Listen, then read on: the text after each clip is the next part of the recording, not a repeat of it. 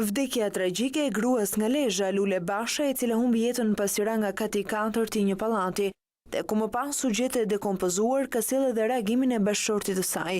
Ai ka denoncuar në News 24 këtë ngjarje, duke kërkuar gjetjen e një përgjegjësi lidhur me vdekjen e së shoqes.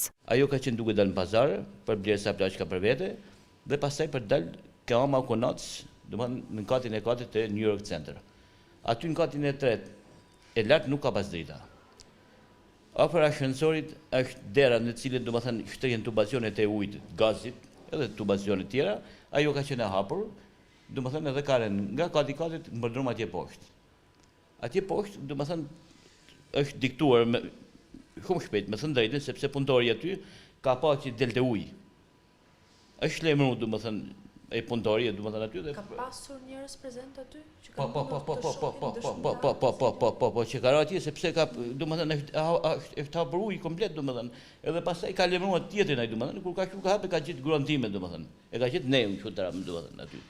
Pastaj ai ka lajmëruar policinë, domethënë e kanë nxjerrë spitalin, ndërsa policia mua njoftimin ma ka dhënë në orën 12. Unë kërkoj të dalë e vërteta më shesh domethënë sepse dikush domethënë para derë mban përgjegjësi. Ndue Basha, bashkëshorti i viktimës, pretendon se nuk ka patur më parë asnjë konflikt.